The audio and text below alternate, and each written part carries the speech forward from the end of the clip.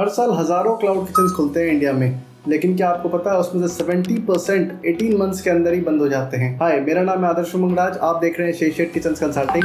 मैं बात करने वाला हूं कि मैंने पास्ट 10 ईयर्स में कम से कम 2000 प्लस ब्रांड के साथ काम करके जो सीखा है उसमें 8 कॉमन ऐसे मिस्टेक्स हैं जिसके आज हम बात करेंगे, क्यों क्लाउड किचन बिजनेस फेल होता है। और आई एम वेरी श्योर इनमें 8 में से 3 ऐसे होंगे जो आपके साथ भी मैच करते होंगे 100%। चलिए बात करते हैं फर्स्ट रीज़न की। लोग अक्सर सोचते हैं कि अगर मैंने रेंट कम कर लिया, यानी अच्छी सस्ती जगह ले ली, तो मेरा मार्जिन बढ़ जाएगा, मेरी प्रॉफिट हो जाएगी। लेकिन जो चीज़ वो भूल जाते हैं, यानी गलती कहाँ है इसमें। आपको भी लगा होगा कि अरे रेंट कम लेना तो ऑब्वियसली, लेकिन गलती ये है कि क्या वहाँ की डेंसिटी थी, क्या उस एरिया में जो कुजीन आप सर्व करने जा रहे हैं वो डिमांड में है, क्या सप्लाई डिमांड का गैप आपने चेक करा, क्या वहाँ पे आपने एक्सेसिबिलिटी और सर्विसेबिलिटी चेक करी। कहीं ऐसा तो नहीं कि एक एक बिल्डिंग में, यानी जो सोसाइटीज़ हैं उनमें सर्व करने के लिए 2 किलोमीटर 5 किलोमीटर बाद जाकर के यूटर्न लेना पड़ रहा है लड़के को, और डिलीवरी टाइम बढ़ गई। प्लस सोसाइटीज़ हैं ही नहीं, वहाँ सिर्फ कॉर्पोरेट्स हैं, यानी 10 to 7 डिनर चलेगा ही नहीं। कहीं ऐसा तो नहीं कि वहाँ पे ऐसा कोई कॉर्पोरेट है जो यूएस शिफ्ट को सर्व करता हो और मॉर्निंग शिफ्ट खाली है बिल्कुल, तो लंच चलेगा ही नहीं, वो तो नाइट शिफ्ट में ऑपरेट कर रहे हैं। ऐसी बहुत सारी रीजनल हाइपर लोकल रिसर्च है जो आपको करनी चाहिए, जो यहाँ पे लोग मिस आउट कर जा रहे हैं। आज इस पूरे वीडियो में हम यही बात करने वाले हैं उन गलतियों की जो लोग नहीं बताते या बताने से डरते हैं। हम बात करने वाले, हम अनकवर करने वाले हैं उन पॉइंट्स को, आखिर क्यों क्लाउड किचन बिजनेस बंद होता है और क्यों 18 मंथ्स के अंदर उनका रनवे खत्म हो जाता है। बात करते हैं रीज़न नंबर 2 की। कई बार लोग सोचते हैं कि वो सब कुछ बेच लें। सब कुछ बेचना मेंटालिटी का मतलब है एक बहुत बड़ी इन्वेंट्री लिस्ट, यानी हर एक आइटम का एसक्यू मेंटेन करो। इससे क्या होता है, आपकी शेल्फ वैल्यू की कॉस्ट बढ़ जाती है। आपने जहाँ Chinese, north Indian, biryani, dosa, Leibniz सब कुछ डालने की कोशिश करी, उन सब के हिसाब से मसाले रखोगे, रॉ मटेरियल मंगाओगे, पैकेजिंग मटेरियल मंगाओगे, आप सब कुछ बेचने की कोशिश कर रहे हो।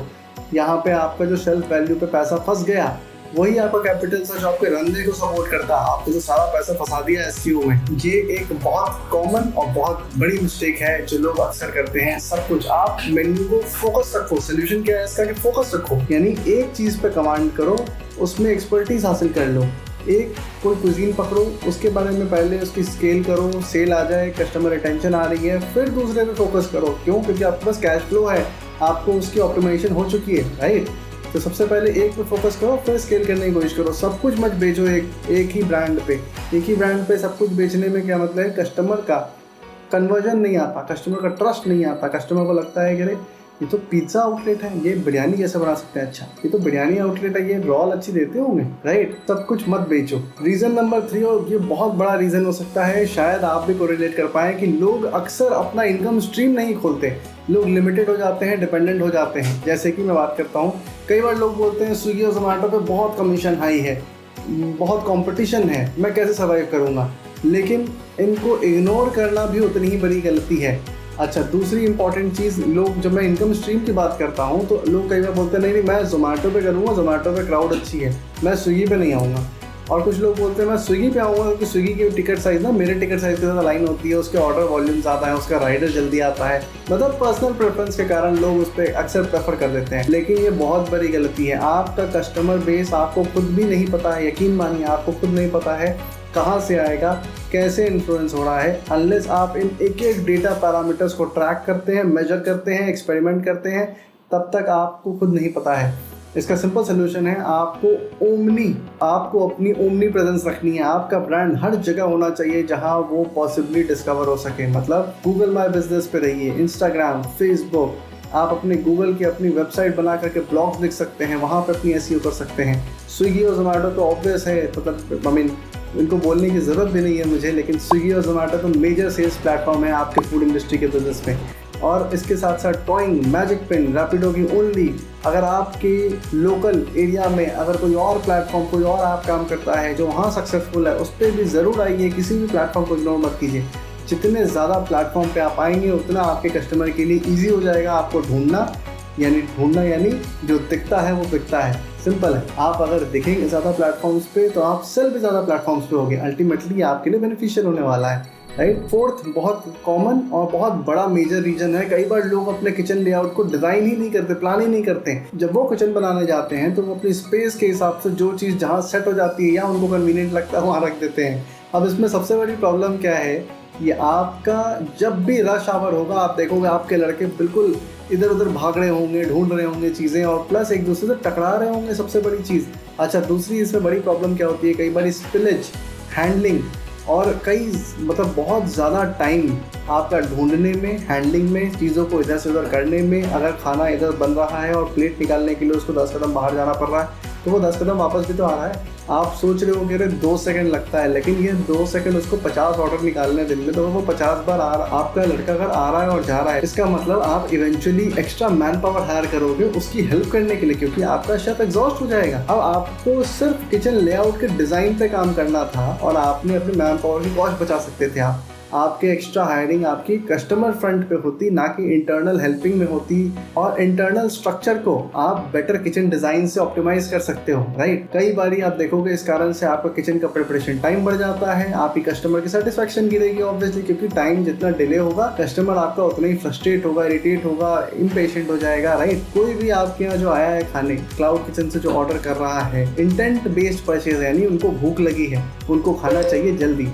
आप जितनी जल्दी देंगे राइडर खाना लेकर के जाएगा, वहाँ बिल्डिंग ढूंढेगा, डिलीवर करेगा, इन सब चीज़ों में टाइम लगना है। आप जितनी जल्दी, जितना अपना किचन ऑप्टिमाइज रखेंगे, वर्क फ्लो ऑप्टिमाइज रखेंगे, उतना आपके लिए बेनिफिशियल होगा, उतनी कम आपकी मैन पावर कॉस्ट आएगी, प्लस उतना स्मूथ किचन चलेगा आपका। तो अक्सर ये लोग गलती करते हैं, आप मत कीजिए। फिफ्थ बहुत कॉमन और बहुत बड़ी मिस्टेक है, मार्केटिंग को बाद में देखेंगे। कई बार लोग ऐसा बोल देते हैं, लोगों का कहना है कि मेरा खाना तो बहुत अच्छा है जी, अपने आप बिकेगा। ये एक बहुत बड़ी कॉमन मिसकंसेप्शन है। आपका खाना होगा अच्छा सर, आप बहुत अच्छा बना रहे होगे, लेकिन जब तक आपके कस्टमर तक आप पहुंचोगे नहीं, उनको पता नहीं लगेगा कि आपका खाना अच्छा है, तब तक वो बिकेगा कैसे।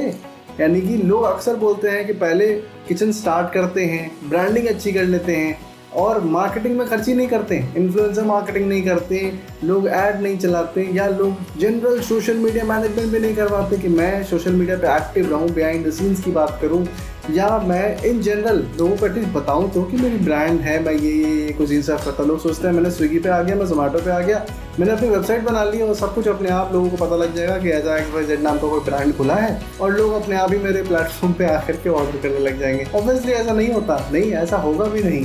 आप ये बहुत बड़ी और बहुत कॉमन मिस्टेक है जो लोग करते हैं। प्लीज़ मार्केटिंग के लिए एक डेडिकेटेड बजट रखिए, मार्केटिंग का एक स्ट्रैटेजी होनी चाहिए, एक प्रॉपर टीम होनी चाहिए। अगर आपके पास बजट नहीं भी है इनिशियली, आप खुद करिए, थोड़ा ही कीजिए, लेकिन कंसिस्टेंसी इज द की। थोड़ा थोड़ा करके आप मार्केटिंग को स्केल कर सकते हैं। जब आपका वो प्लेटफॉर्म पहुंच जाए, जब कस्टमर आपको लगे कि उतनी वॉल्यूम में आ गई है, तो आप किसी टीम को आउटसोर्स कर लीजिए, लेकिन मार्केटिंग के लिए डेडिकेटेड बजट होना बहुत इंपॉर्टेंट है, नॉन नेगोशिएबल पीरियड। अब बात करते हैं सिक्स्थ बहुत कॉमन और बड़ी मिस्टेक, कैश फ्लो को ट्रैक नहीं करना। कई लोग कैश फ्लो को अपने ट्रैक नहीं करते, वो सोचते हैं कि मैं प्रोप्राइटर हूँ, मेरी बिजनेस है, जो पैसा आ रहा है उसमें से कुछ पैसा निकाल लिया, घर दे दिया, कुछ पैसा शेफ ने सैलरी मांगी, दे दिया जी, रेंट कभी भी दे दिया, रेंट का एक फिक्स रेट था वो दे दिया, इलेक्ट्रिसिटी दे दी। मतलब आपका मंथली बेसिस पे टोटल रेवेन्यू कितनी आई, कमीशन कितना गया, मार्केटिंग पे कितना स्पेंड करा आपने अगर डिस्काउंट दिया तो क्या अमाउंट में दिया, पैकेजिंग कॉस्ट कितनी आई, उन टोटल नंबर ऑफ ऑर्डर्स पे जो डिस्पैच हुई, आपका फूड कॉस्ट कितना आया, आपके स्टाफ की सैलरी, आपका रेंट, इन सब को आपको डिटेल में ब्रेक डाउन होना चाहिए। आपको अपना कैश फ्लो पता होना चाहिए कि आपका मार्जिन है कितना परसेंट। मतलब लेट्स से 10 लाख की सेल हुई थी, उसमें आपने XYZ सारे खर्चे निकाल दिए, अंत में आपके पास पैसा कितना बचा, आपको क्या अपना मार्जिन पता है। ये अगेन मैं बहुत मैक्रो लेवल पे मोटा मोटा नहीं बोल रहा आपको, क्या आपने बोल दिया कि सर मोटा मोटा 1 लाख रुपए तो बच जाते हैं जी, नहीं ऐसे नहीं चलेगा। आपको अपना ब्रेक डाउन होना चाहिए। आप स्केल नहीं कर पा रहे हो, आप अपना एक आउटलेट से 10 नहीं कर पा रहे हो, क्योंकि आपको पता ही नहीं है कि मार्जिन क्या है। आप कल को किसी को अगर फ्रेंचाइज भी देने का सोचोगे तो आपको खुद तो पता होना चाहिए सर। और अगर आप बात करते हो कि आपने अपना एक्सपैंड करना है, जस्ट बिकॉज कि कैश फ्लो अच्छा है डजंट मीन कि वो स्केलेबल है। आप कहीं किसी जगह इन्वेस्ट करोगे तो उसके लिए आपका कैश फ्लो का ब्रेकडाउन होना चाहिए। अगर आप अभी तक अपना कैश फ्लो ट्रैक नहीं करते हैं तो प्लीज़ कीजिए। अगर आपको इन सब चीज़ों में हेल्प चाहिए तो नीचे दिए गए नंबर पर हमारी टीम से भी कॉन्टैक्ट कर सकते हैं। अब बात करते हैं 7th इम्पॉर्टेंट एस्पेक्ट की। 7th बहुत इंपॉर्टेंट और गलत मिस्टेक है। लोग अक्सर क्या करते हैं, सोचते हैं कि मैं बहुत जल्दी एक्सपैंड कर लूँ। मतलब जैसे अभी हम कैश फ्लो की बात कर रहे थे, उसी तरीके से लोग जैसे ही अच्छा कैश फ्लो आया, प्रॉफिटेबल हो गए, वो सोचते हैं दूसरा आउटलेट खोल लेते हैं, तीसरा खोल लेते हैं, एक साथ 3-4 आउटलेट खोल लेते हैं। बिना सिस्टमेटिकली इसको सिस्टमाइज किए बिना ये लोग एक्सपैंड कर देते हैं। कैश फ्लो अच्छा नहीं था, ऑलरेडी इन्होंने एक्सपैंड कर दिया। कैश फ्लो अगर अच्छा था भी तो बिना सिस्टम के, बिना एसओपी के डिफाइन किए, बिना हर काम को डेलीगेट किए या फिर सिस्टम में बांटे हुए मतलब अपने हर एक टीम मेंबर को रिस्पेक्टिव काम डेलीगेट किया हुआ है, डिपार्टमेंट्स एलोकेट कर रखे हैं और सबको अपना अपना लिमिट पता है कि मेरा क्या काम है, किसको क्या रिपोर्टिंग, एक स्ट्रक्चर बना हुआ है। तब तक आप एक्सपैंड अगर कर रहे हो तो you are just calling for failure. मत करिए ऐसा, क्योंकि अक्सर क्लाउड किचन ऐसा मिस्टेक करते हैं। एक लोकेशन अच्छा चल गया, दूसरा खोल देते हैं, लेकिन एसओपी था ही नहीं। वो अच्छा चल रहा था सर क्योंकि वहाँ पे आप सब खाना खुद फ्रेश बना रहे थे। अब आपने दूसरा खोला है तो क्या डिसाइड करा कि खाना यहाँ से वहाँ जाएगा या वहाँ खुद बनेगा और यहाँ खुद बनेगा? तो उन दोनों जगहों पे क्वालिटी कंट्रोल कौन कर रहा है, राइट? और बात करते हैं 8th सबसे लास्ट पॉइंट, बट सबसे की पॉइंट, किसी एक्सपर्ट की गाइडेंस नहीं लेना, कंसल्टेशन नहीं लेना। लोग सोचते हैं हम खुद ही देख लेंगे, फिगर आउट कर लेंगे, इतनी चीज़ें पढ़ी हैं मैंने, इससे सुना है, उससे सुना है।